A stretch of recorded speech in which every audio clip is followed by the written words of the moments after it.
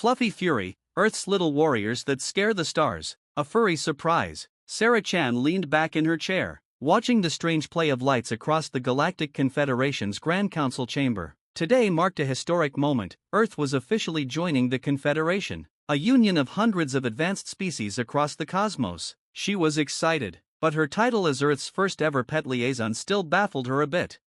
Who would have thought that of all the concerns raised by humanity's integration, it wasn't the weaponry or political structure that worried the Confederation. It was the fact that humans seemed inexplicably obsessed with living alongside carnivorous companions, and Sarah, somehow, was tasked with explaining it to a vast array of alien species.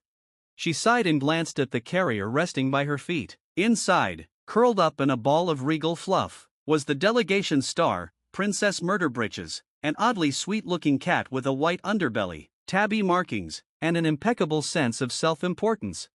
The door to the council room opened with a gentle hum, revealing Ambassador Zyxtal, a towering crystalline figure whose form glistened with a rainbow of hues. Zyxtal was from the Hraxian race, a species famous for their culture of energy harmony. They believed that all things had a vibrational energy signature and that peace could only be achieved when everything in an environment resonated in balance. He, or rather, it, as the Hraxian gender system was vastly complex, moved forward with a fluid grace, his multiple limbs swaying in synchronicity. Ambassador Zyxtal approached, its energy radiating a soft blue of curious calm. Greetings, Earth Delegate Sarah Chen. Zyxtal's voice rang in her mind. As the Hraxians preferred telepathic communication, the council is curious. You bring an Earth pet, yes? Sarah nodded, reaching down to open the carrier door. Yes, Ambassador. This is Princess Murderbritches. She's a domestic feline, or as we call them, a cat. Zyxtal's crystal form shivered slightly, a subtle sign of intrigue. This creature is an ambassadorial representative? Well, not exactly, Sarah said with a chuckle, gently lifting Princess Murderbritches out. The cat stretched, her tail flicking in that telltale way that meant she was already judging her surroundings. She's more of a demonstration. The council members shifted uneasily. A murmur rippled through the chamber as Princess Murderbritches scanned her surroundings. Seemingly unimpressed, with a delicate yawn, she hopped onto the table, her paws pattering softly against the polished surface. Zyxtal's crystalline eyes followed her every move with unnerving precision. Explain, if you would, Earth Delegate, why it is that humans keep small, carnivorous life forms close. This behavior is atypical. We have found most civilizations do not encourage companionship with creatures that have claws and teeth. Sarah could already sense that this wasn't going to be easy. She thought back to her orientation, where she'd been warned repeatedly the Confederation would not understand. Well, Ambassador, you see, on Earth, cats like Princess Murderbritches are revered. They're agile, independent, and, well, quite intelligent in their own way. We live alongside them, not as subordinates or captors, but as companions. Zyxtal's shimmering form quivered again, but this creature is designed for hunting. As if to emphasize the point, Princess Murderbritches took that very moment to swat at a hovering hologram display, sending it spinning off its axis. A few council members gasped as the hologram flickered, trying to restabilize. The cat watched with amused satisfaction before settling down and beginning to groom herself, entirely oblivious to the chaos she'd caused. Sarah chuckled nervously. Yes, well, they're very, playful. A small, yet formidable alien from the Incorum species leaned forward, its many compound eyes narrowing. The Incorum were a hive-minded, insectoid race who found humanity's solitary individuality strange and inefficient, but the cat seemed to truly unnerve them. Delegate Chen, the Incorum representative said, mandibles clicking in alarm. Does this creature not view you as a potential meal? Sarah bit her lip to hide a laugh. No, well, not usually. Cats have long been domesticated. They consider us companions. She glanced at Princess Murderbritches, who gave her a long, blink and you'll miss it glare that said, don't speak for me, human. Zyxtal's inner light dimmed to a contemplative green. And what purpose do these cats serve? The council murmured, eager for an answer. All eyes, some multifaceted, some compound, some entirely formless, fixed on her. Sarah took a deep breath. It's not so much about what purpose they serve, it's more what they represent. Cats like Princess Murderbritches here symbolize resilience, independence, adaptability. They live alongside us, even though they're powerful little predators, and in return, they grant us companionship, albeit on their own terms. At this, the cat let out a bored MRRP before settling down to doze, evidently unimpressed by both the council's grandeur and the gravitas of her role. A pale lavender representative from the Odolph species, whose form constantly shifted like mist, floated forward and projected its voice softly. You keep these creatures not for productivity but for emotional needs? Exactly, Sarah said with a smile. They're friends, family, even, just as we have, well, emotional support from our own kind. We also share bonds with our pets. Some have dogs, others have cats, birds, fish, even reptiles. All these creatures give us a sense of connection. ZYXTAL paused, absorbing this new perspective. And they accept this bond? Sarah grinned. Well, yes, though with cats, it's more like they allow it. The entire council chamber fell silent, and then Princess Murderbritches chose that exact moment to jump off the table, heading straight for ZYXTAL's crystalline foot. She paused, sniffed delicately, and then, with a sudden swat, batted one of his smaller limbs. ZYXTAL's entire crystalline form flickered, temporarily switching to a bright, startled pink. Remarkable, ZYXTAL's voice chimed through the minds of all present, broadcasting shock and a bit of awe. Such boldness from one so compact. Sarah watched, trying not to laugh at the display of galactic awe before her. Here was Princess Murderbritches, Earth's smallest diplomat, intimidating the towering form of the galaxy's most renowned ambassador. And somewhere in the deep reaches of space, word would soon spread of Earth's most unpredictable diplomats, compact, fluffy, and utterly fearless. The Galactic Cultural Clash. The council chamber had barely recovered from Princess Murderbritches' introduction when Sarah began noticing the ripple effect of her feline's presence. Aliens of all shapes and sizes leaned forward, whispering amongst themselves. Some looked mystified, while others, particularly the insectoid Incorum, seemed visibly disturbed. Ambassador ZYXTAL finally broke the silence, its voice now a calm teal tone. Delegate Chen. It appears this cat embodies characteristics of fierce independence and peculiar loyalty. We are uncertain how to interpret this relationship. The Galactic Confederation's member species do not generally maintain voluntary alliances with predators. Sarah nodded, anticipating the need for more than one explanation. I understand it's unusual to form a bond with creatures that have natural hunting instincts, but for us, pets aren't just for companionship. They represent resilience and companionship without asking for anything in return. They teach us patience, loyalty, and in their own way, bring peace. The Incorum delegate, his glossy black eyes widening, raised a skeletal limb. Peace? This creature swatted the limb of an esteemed ambassador. Sarah tried not to laugh. Well, yes, they can be assertive, but that's part of their charm. Another representative, a sliari diplomat whose shimmering, scaled skin reflected the colors of her surroundings, spoke up. Forgive my curiosity, Delegate Chen, but what other creatures do humans keep as pets? This was the moment Sarah had both dreaded and prepared for. She had a presentation, but explaining each species sounded better than revealing some of the more intimidating images right away. Taking a deep breath, she went on. Humans keep many animals. For instance, we have dogs, which are extremely loyal and protective. They've served beside us as hunting companions, guardians, and friends for thousands of years. She paused, considering how best to continue. In fact, dogs are known for their relentless desire to befriend, well, everyone. Princess Murderbritches, sensing the attention drift away from her, rose and stretched luxuriously, sauntering up to Sarah's shoulder. She plopped herself down, looking down at the alien delegates with an expression of supreme, silent judgment. A hologram display flickered to life in the chamber, displaying a golden retriever, tail wagging and eyes bright. The dog's unbounded enthusiasm was almost palpable. The sliari diplomat tilted her head, her scales flickering from emerald green to a curious lavender. This one appears quite joyous. Sarah smiled. That's a pretty good summary of dogs. They're known for their happiness and their loyalty. In fact, a dog would go to incredible lengths to protect a human, even one they just met. They've been bred over centuries to love and defend us. It's an unbreakable bond. The Incorum delegate looked thoroughly confused. This creature is bonded to humans. Willingly? How was such a bond initiated? Long ago, Sarah said, humans began taming wild wolves, forming a mutual relationship. Over generations, they evolved to become dogs, and now they're not only part of our families but almost universally loved. It's not unusual for a human to prioritize a dog's safety and comfort over their own. A murmur ran through the council, a mixture of awe and confusion rippling through the gathered aliens.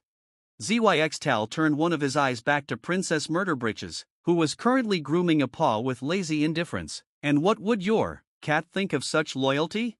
Sarah suppressed a laugh. Cats, well, they respect our bond, but on their own terms. Dogs live for our attention, but cats live alongside us, part of our lives, but never completely reliant. It's a unique kind of companionship, something between partners and, well, friends with certain boundaries.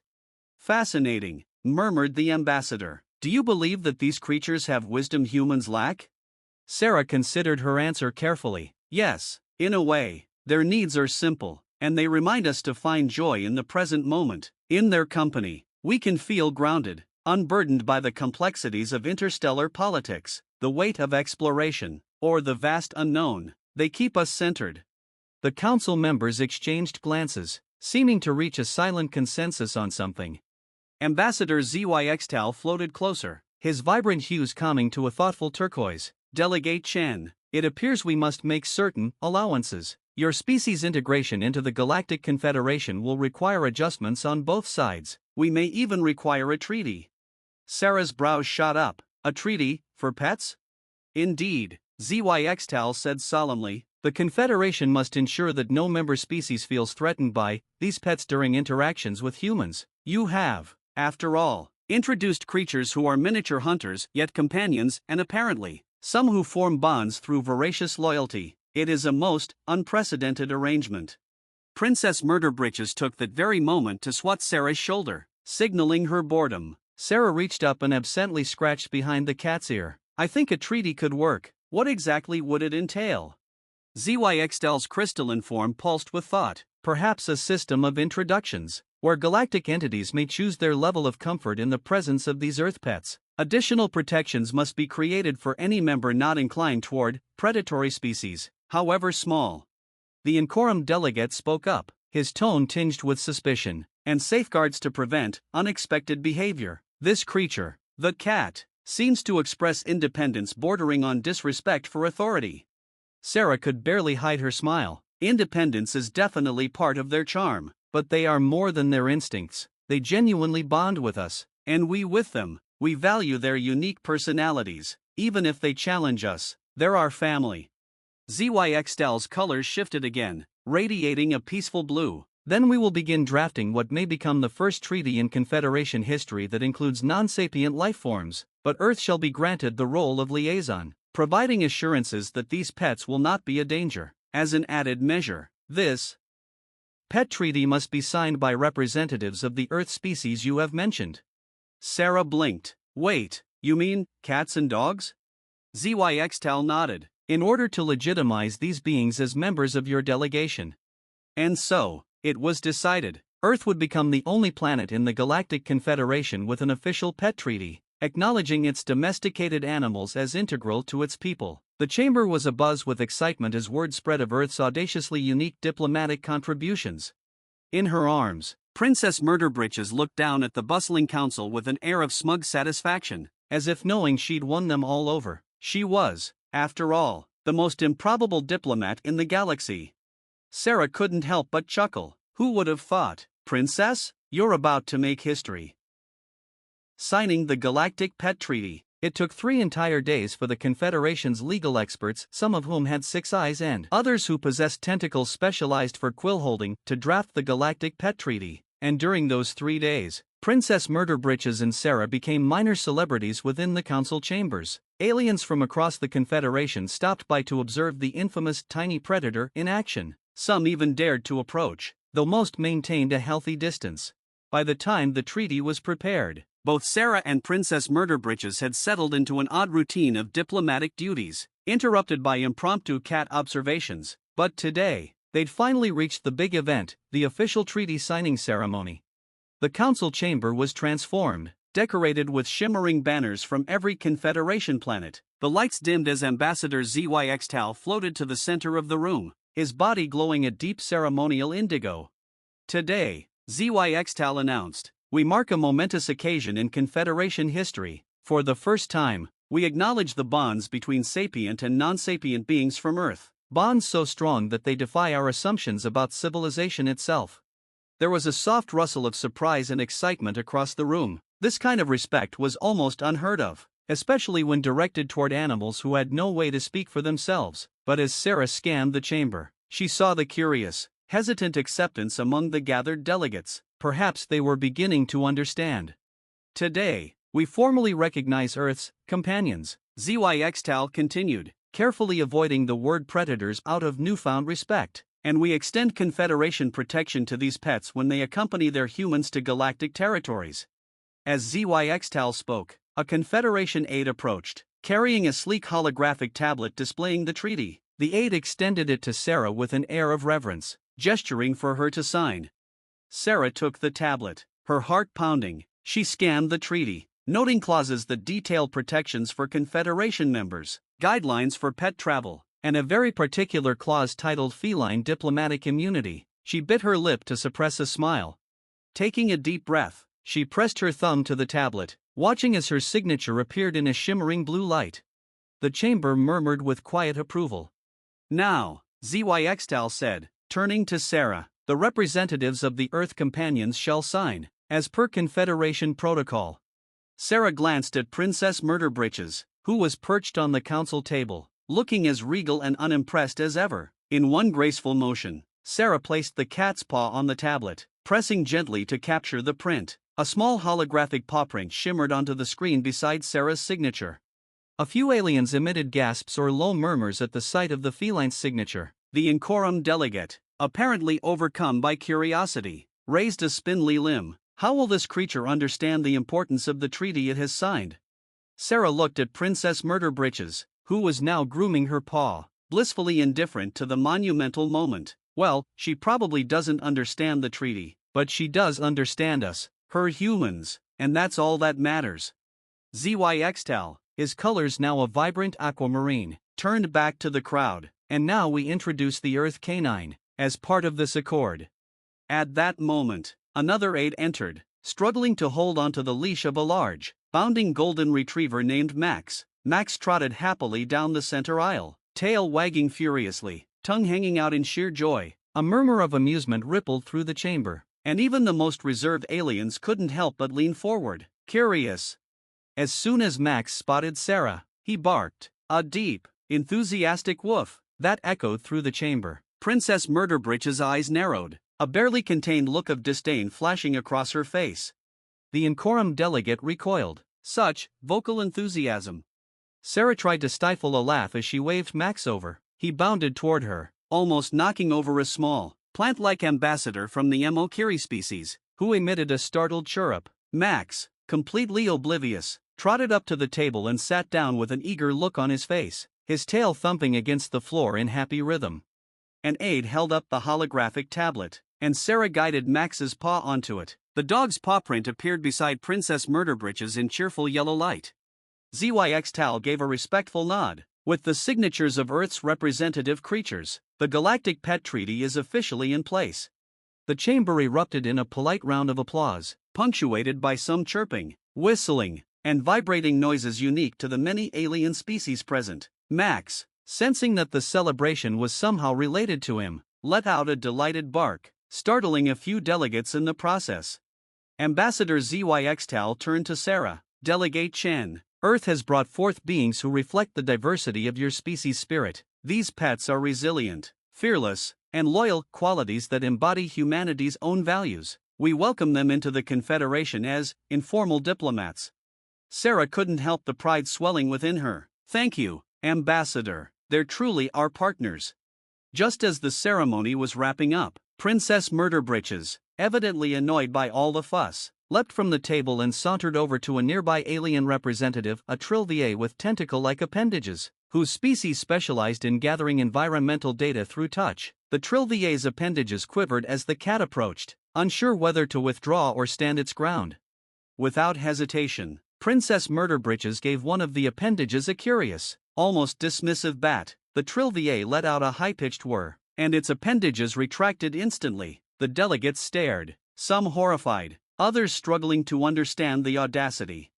ZYXTAL's colors pulsed a deep, amused teal. It appears Earth's representatives still maintain a commanding presence. Sarah stifled a chuckle. Yes, Ambassador, they always keep us on our toes. As the delegates filed out, discussions buzzed around the chamber. Whispers of feline ferocity and canine devotion floated among the gathered aliens. Earth's little warriors had made a mark on the Galactic Confederation and perhaps left the galaxy with a sense of fascination and a bit of caution. Princess Murderbritches trotted ahead of Sarah with regal dignity, her tail high as if she had personally achieved victory. Max followed close behind, eyes bright with happiness, greeting every alien he passed as if they were old friends. As they exited the council chamber, Sarah couldn't help but feel a surge of pride. Earth had brought a small, unexpected revolution to the stars. The galaxy had just witnessed the power of humanity's most beloved companions, and, for the first time, humanity's bond with their pets was recognized as a part of their cultural identity. And as they headed toward the shuttle, Sarah found herself smiling. The Confederation had yet to see the full extent of Earth's quirks, and she had a feeling that this was only the beginning of humanity's, and its pets, adventure among the stars. Unleashing Earth's quirks on the galaxy. Chen wasn't given much time to revel in the success of the Galactic Pet Treaty before new diplomatic responsibilities came crashing down on her. After all, introducing humanity's pets to the Confederation was only the first step. The Confederation's High Council had questions, and, to Sarah's slight dread, they wanted more species demonstrations. The next morning, she received an official summons: bring Earth's avian and reptilian companions for a cultural review at the Grand Council Hall at noon. Sarah sighed, already picturing the challenges that lay ahead. But Earth's diplomatic team had anticipated this, and she soon found herself in a shuttle heading to the Confederation Hall with a collection of Earth's most popular non-mammalian ambassadors: Zazu, a vivid African gray parrot, and Spike, a surprisingly gentle bearded dragon. When Sarah entered the Grand Council Hall, she immediately sensed an air of both excitement and apprehension. Word of the miniature carnivores had spread quickly, and today's gathering was far larger than yesterday's. Several council members who'd missed the initial signing ceremony had come to see Earth's next batch of peculiar delegates. Ambassador ZYXTAL glided forward, his body glowing a curious teal. Earth Delegate Chen, we understand today's representatives are avian and reptilian companions? That's correct, Ambassador. Sarah set down the small travel enclosures and opened them. Out came Zazu, who immediately fluffed his feathers and cocked his head to survey the strange gathering of aliens around him. Beside him, Spike the bearded dragon lounged on his rock, looking utterly indifferent to the galaxy's most powerful council. The sight of an Earth avian immediately sparked interest in the Galates, a species with wings but no flight capability.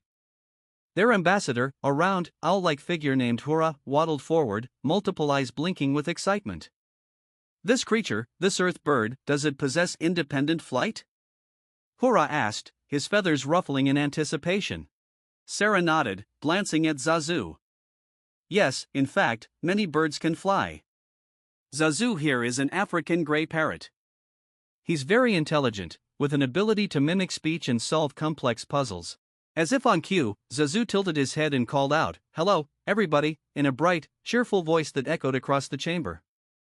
The response from the council was instant, as delegates gasped and murmured among themselves. The insectoid incorum delegate leaned in, clicking his mandibles. It speaks? His many eyes blinked in disbelief. Sarah chuckled. Well, he mimics human speech. He doesn't quite understand the meaning of each word, but he can associate them with objects and situations. Watch. She reached into her bag and pulled out a peanut. Zazu, what's this? The parrot eyed the peanut with gleeful recognition. Peanut. Peanut, he chirped, fluttering his wings in excitement. A murmur rippled through the council, ranging from amazement to bewilderment. Hurrah! The Galath delegate leaned in closer, eyes wide. Fascinating. In Galath society, only the most sacred birds are afforded companionship. But this bird can mimic speech, a form of wisdom, yes? Sarah smiled. In a way, yes. He's perceptive and curious, and he can even remember patterns and solve problems. Earth's birds bring us a sense of wonder, and their intelligence reminds us of our place in nature. Horaya's feathers fluffed with pride as he regarded Zazu with newfound respect. This bird shall be honored among our people, a creature who speaks with the voice of another. While the council continued to marvel at Zazu's vocal abilities, Sarah gently picked up Spike and brought him forward.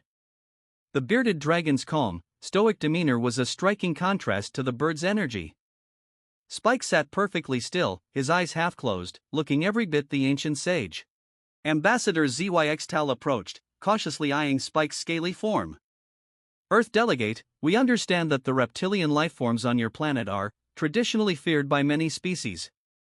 And yet, you keep this one as a companion? Sarah nodded, scratching Spike gently under his chin. Yes, Spike is a bearded dragon. Many people keep reptiles as pets, not because they're playful, like dogs, or social, like cats, but because they teach us a different kind of companionship. They're quiet, calm, and easy to care for. There's a kind of tranquility in spending time with them. The Odolph ambassador, who shimmered like vapor and specialized in mental harmony, floated forward. This creature exudes an energy of profound stillness. It is grounding. Earth creatures are truly varied in their gifts.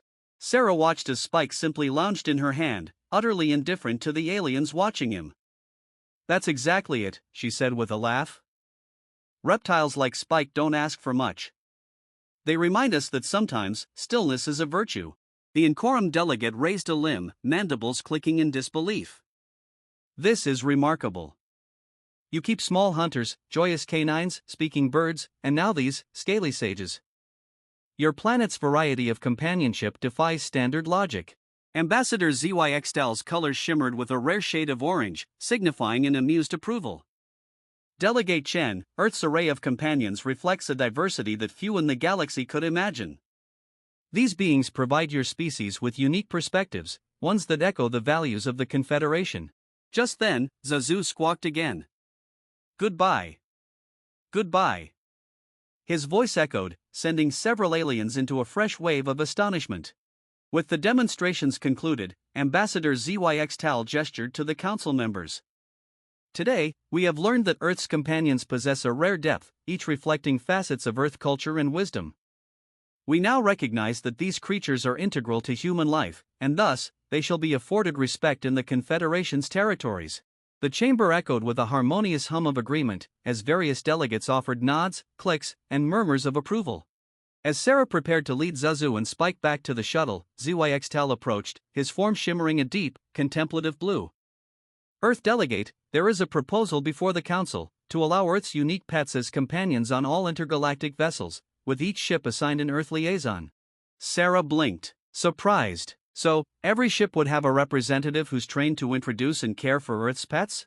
Zyxtal nodded. Yes, we have seen how your animals reflect the spirit of your people, and it seems that their presence can bring a much-needed balance to our galactic interactions. Perhaps, in time, they will become bridges of peace and understanding. Sarah couldn't help the smile spreading across her face. We'd be honored, Ambassador. As she exited the chamber with Zazu perched on her shoulder and Spike lounging peacefully in her arms, Sarah felt a new sense of pride. Earth's unique culture, its quirks, and even its pets had carved a place for themselves among the stars. Humanity had found its voice in the galaxy, and it had taken the form of purrs, chirps, and wagging tails.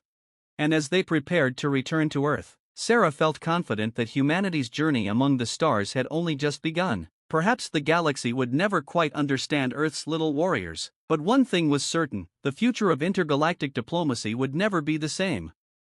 Pet ambassadors at large. The Galactic Confederation had officially opened its doors to Earth's pets, and word had spread across the cosmos about the furred, feathered, and scaled diplomats of humanity. In just a few short weeks, representatives from dozens of planets were arriving at Earth, eager to understand these strange creatures that had somehow captivated the Council. Ambassador Zyxtal, now an honorary liaison of Earth's Pet Integration Program, arranged a grand interspecies event on the Galactic Station, a colossal outpost orbiting in neutral space, to formally introduce Earth's pets to the rest of the galaxy. Sarah Chen found herself not only representing Earth but organizing a showcase of all types of Earth pets. She smiled, knowing how unpredictable this would be, and that was part of the fun. As the station bustled with visitors from across the galaxy, Sarah and her team prepared a special delegation of animals to attend: Princess Murderbritches, naturally, Max the golden retriever, Zazu the parrot, and Spike the bearded dragon. And they were soon joined by new representatives: Luna, a serene white rabbit with a twitchy nose; Peanut, a friendly ferret with a mischievous streak; and a pair of dwarf hamsters, Salt and Pepper. Each pet had been carefully chosen for their gentle temperament and adaptability, but Sarah knew she'd be facing a variety of alien reactions, from admiration to confusion, and perhaps a few unexpected revelations. Cultural exchange and the alien pet panic. The Galactic Pet Showcase was held in the central hall of the station, which had been transformed with bioenvironments simulating Earth's natural habitats. Each pet was in its own miniature habitat, designed to resemble their natural environments. Aliens from across the galaxy crowded around each exhibit, studying the tiny creatures with amazement. The Incorum delegate, still fascinated by Earth's miniature hunters, focused on Princess Murderbritches, who was lounging on a small platform. One brave Incorum representative approached, its glossy eyes unblinking as it extended a clawed limb. Princess Murderbritches looked up, unimpressed, and flicked her tail in acknowledgement before lying back down with an air of disdain. The Incorum's eyes widened in shock. It acknowledges me with nonchalance. Sarah chuckled. Yes, that's a cat's way of saying, I respect your presence somewhat. As the event progressed, the pets became the subject of intense interest. A council member from the Ukari, a bird-like species from a jungle planet, marveled at Zazu's mimicry, chirping in astonishment each time he echoed hello and goodbye, with perfect timing. Spike the bearded dragon, with his calm demeanor and ancient expression, seemed to inspire a sense of quiet reverence among the Odolph delegation, who saw his stillness as a profound form of wisdom. However, the true chaos began when Peanut, the ferret, decided he was bored of his habitat and began exploring. Peanut darted under the exhibit stand and began sneaking through the gaps, causing a ripple of surprise and slight panic as aliens spotted his tiny, agile form weaving in and out of the displays. Ambassador ZYXTAL turned to Sarah, his colors flickering in confusion. Earth delegate, is this creature uncontained? Sarah spotted Peanut making a break for the refreshment area, where several dignitaries were attempting to sample human food items. She sighed, half amused, half exasperated. It's part of their charm. Ambassador, ferrets are explorers. They're known for finding their way into places they're not exactly welcome. A nearby diplomat, a small gelatinous lifeform from the Hydrax system, shrieked as Peanut darted around its translucent base. ZYXTAL's colors shifted to a puzzled amber. These creatures bring unpredictability. Is this not a strain on human patience? Sarah shrugged. It can be. But it teaches us adaptability and humor. Even when things go wrong, we learn to go with the flow. Ambassador ZYXTAL considered this, his mind visibly adjusting to the concept of controlled chaos. A crisis unleashed. Just as the event seemed to be calming down, the lights flickered, and a low hum resonated through the hall. The station's AI activated its emergency protocols, broadcasting an alert: attention, attention, unidentified biological entity detected in habitat block. Sarah's heart sank. It wasn't Peanut. No, something far stranger was happening. To her shock, she saw Luna, the rabbit, hopping casually through an open door that led to the main council chamber. But Luna was not alone. Behind her, with cautious but hypnotized movements, trailed a group of Trilviae, a sensitive plant-like species who responded to the presence of other life by mimicking its movements. As Luna hopped along, the Trilviae swayed behind her in a gentle rhythm. Transfixed by her soft fur and calm aura, Sarah rushed after them, calling out, Luna, come back! But Luna's gentle energy seemed to calm the Trilviae, who had now entered a trance-like state. It was unlike anything the council had seen. Ambassador ZYXTAL, astonished, watched the Trilviae forming a hypnotic circle around the rabbit. It appears this creature exudes a unique energy that mesmerizes?